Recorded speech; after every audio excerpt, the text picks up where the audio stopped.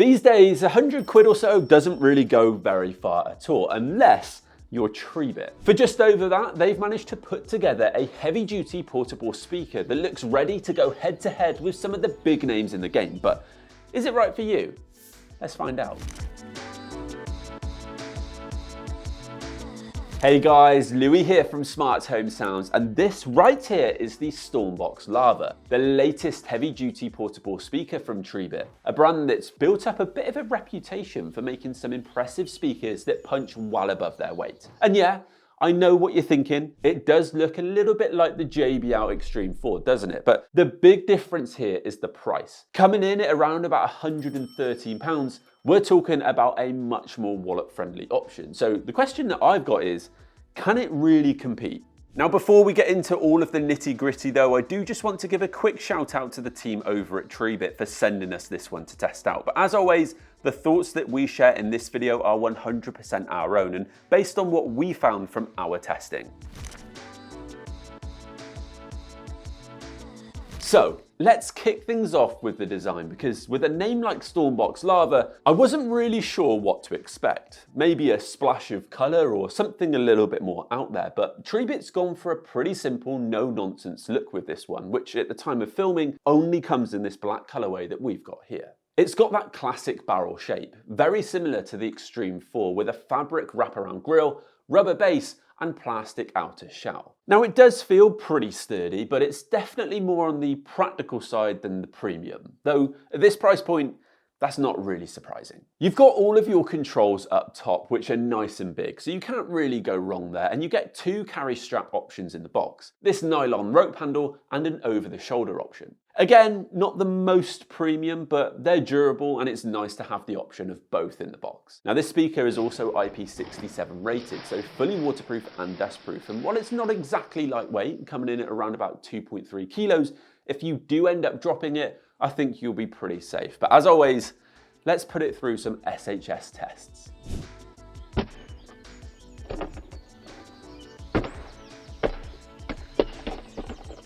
So yeah, as you can see, this speaker handles itself pretty well. It's built to take a bit of a beating, which is exactly what you want from this kind of portable speaker. Now, is it bulletproof? No, but to be honest, that's probably more down to the weight of it than anything else. Now, sure, it might not have the same build quality or premium materials that you get with something like a JBL or a Marshall speaker, but considering the price point, it still feels very solid and more durable than I'd expect. And I can see why that kind of stripped back, no fuss style could easily appeal to a lot of people, especially if you're more focused on performance and practicality.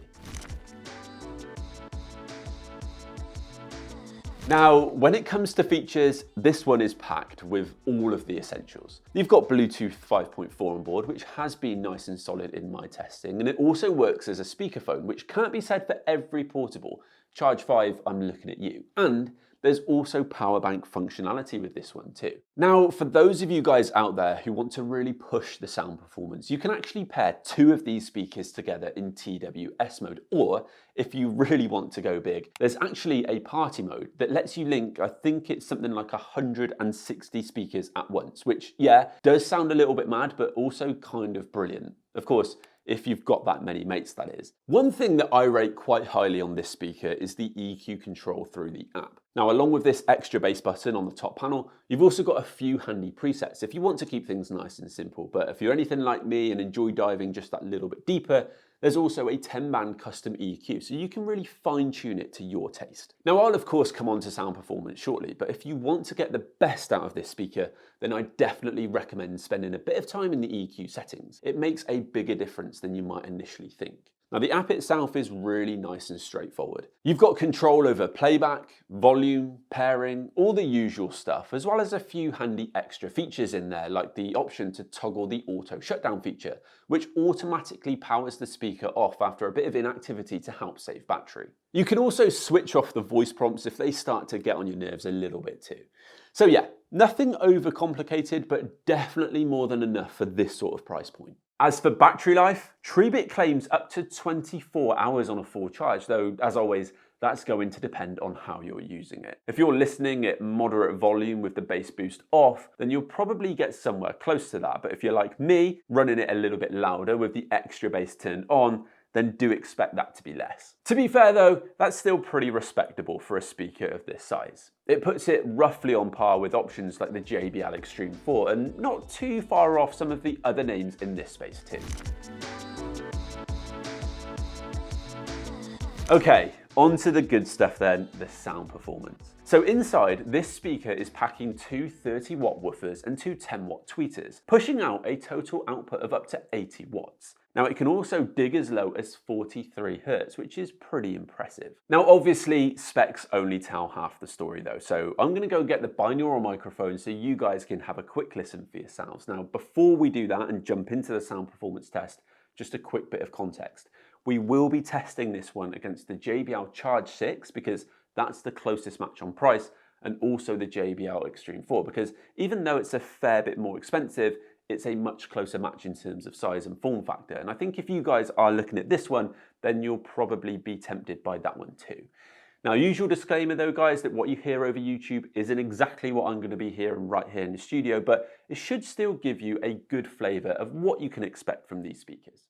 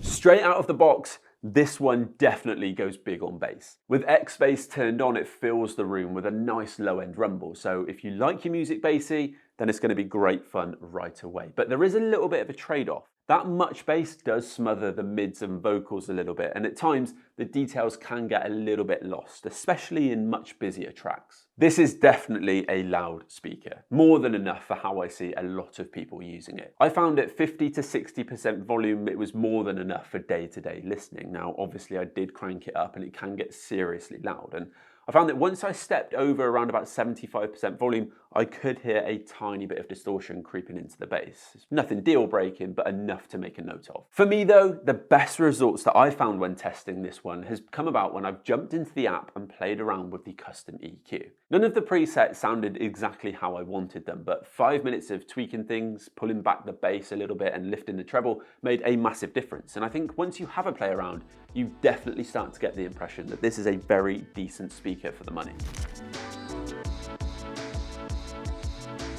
In terms of how it stacks up against the Charge 6, as you can probably guess based on just physics alone, the Stormbox Lava is going to be the bigger sounding speaker of the two, especially once you dial in that EQ exactly how you like it. It's got more power and it absolutely shows when you've got them both side by side. For me, if you're after a speaker that can really fill a space or hold its own outdoors, then the Lava's definitely the one to go for here. Don't get me wrong, the Charge 6 isn't a slouch. It's pushing close to the Lava, especially straight out of the box, but I think there's a bit more headroom with the Stormbox once you tweak the EQ, so you can get a little more out of it. It's also worth mentioning that the Lava actually has a pretty well matched set of features too. The big advantage for the Charge 6 though is the fact that it's smaller, lighter, and just easier to grab and go, and has a more polished finish to it for me personally. Now I would also say that the sound profile is a little bit more refined too, with clearer mids and vocals, and the fact it doesn't need much tweaking will be a plus for some of you guys. Now obviously it's a more expensive option, coming in at $169.99, but for me, the decision between these two is really going to hang on what size of speaker you need and your priorities. If you want something a bit more compact that still sounds great, then the Charge 6 is a really good choice, class leading even. But if you want something that's going to be louder, bassier, and give you more bang for your buck on the sound front, the Stormbox Lava is definitely worth considering. Now, if we're comparing it to the JBL Extreme 4, this isn't exactly a fair fight on price. The Extreme 4 costs nearly 3 times as much, so yeah, you'd expect it to come out on top in most areas, and it does. It sounds more polished, the bass is tighter, the mids and vocals are clearer, and it just delivers a more premium listening experience overall. And that's without even mentioning things like design, as that's more of a personal preference. But the real question here is it 3 times better than the Stormbox? Because for the difference in price, I think this one holds its own surprisingly well. The features are pretty much on par and the battery life is the same. Now, sure, it's not as refined and it doesn't have as premium a build, but if you're after big, punchy sound, a well-rounded feature set, all while saving yourself a decent chunk of cash, then the Stormbox does start to look like a bit of a bargain. Again, which is right for you will of course come down to your personal preference, but for those who are on a tighter budget, then the Stormbox is a very tempting offer.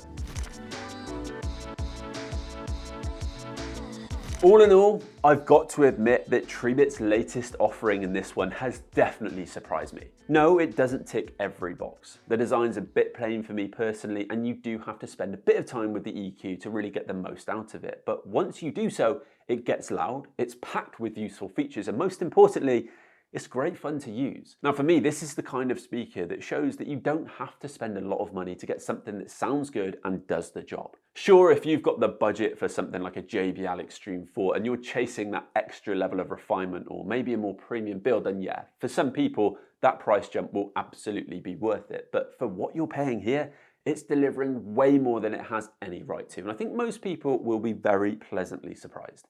Now, yeah, there are compromises, but I think on the whole, they found a really good balance of price and performance. But of course, I want to know what you guys think. Is this one something that you'd be interested in, or are you holding out for something else? Let me know down in the comments below. And if you enjoyed this one, please make sure you give it a like and subscribe. And hopefully, I'll catch all of you in the next video.